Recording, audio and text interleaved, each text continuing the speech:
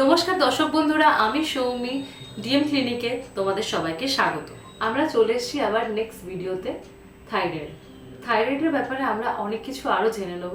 আমাদের সঙ্গে আজকে আছে বিশিষ্ট এন্ডোক্রিনোলজিস্ট ডক্টর সুবিশ্বর। নমস্কার স্যার। নমস্কার নমস্কার দর্শক বন্ধুরা। স্যার, আমাদের এই থাইরয়েডের জন্য কি ভীষণ গরম লাগা বা ঠান্ডা লাগা, মানে ঠান্ডা সহ্য করতে না পারা বা গরম সহ্য না করতে পারা, এইটা কি হয়?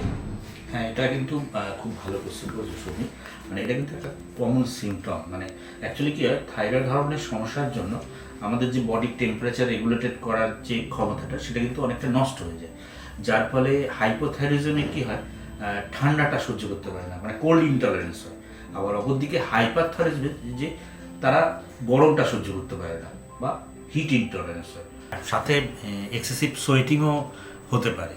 হাইপোথাইরয়েডিজমের জন্য কি আমাদের আর কি কি সমস্যা হতে পারে?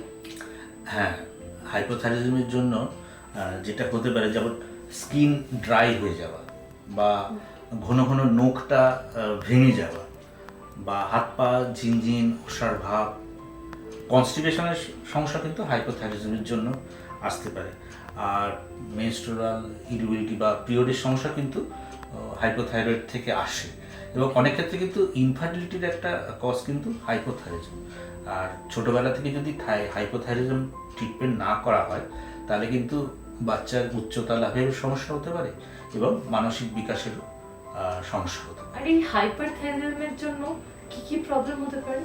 হ্যাঁ, হাইপারথাইরয়েডিজমের জন্য যেমন মাসেল উইকনেস, হাত পা কাঁপা বা ট্রেমার হতে পারে, দৃষ্টিশক্তিরও সমস্যা আসতে পারে, ডায়রিয়া হতে পারে, এবং পিরিয়ডের সমস্যা বা মেনস্ট্রুয়েশন সমস্যাও এই হাইপারথাইরয়েডিজম থেকে হতে পারে। শুনলেন তো বন্ধুরা, কত সমস্যা। আমরা জেনে নিই স্যারের কাছ থেকে যে স্যার এই থাইরয়েডটা আমাদের আছে কিনা, আমরা কিভাবে মানে কি কি টেস্ট করলে আমরা জানতে পারবো? হ্যাঁ, যেমন রক্তের আমাদের যদি থাইরয়েড হরমোনগুলোর লেভেল এবং টিএসইস হরমোন T3 T4 টিএসইস এই হরমোনগুলোর লেভেল টেস্ট করা যায়। এছাড়া গলায় যদি ফোলা থাকে এবং অ্যাসিমেট্রিক্যাল সোয়েলিং থাকে, সেক্ষেত্রে কিন্তু আলট্রাসোনোগ্রাফি করে গলার সোয়েলিংটা ইভ্যালুয়েট করা যায় আর কি।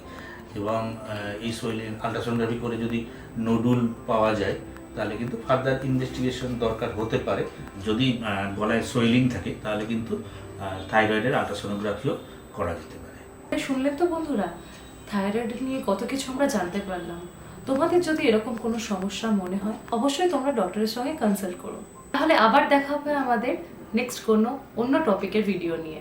ভিডিওটি ভালো লাগলে সাবস্ক্রাইব, লাইক অ্যান্ড শেয়ার করো। নমস্কার।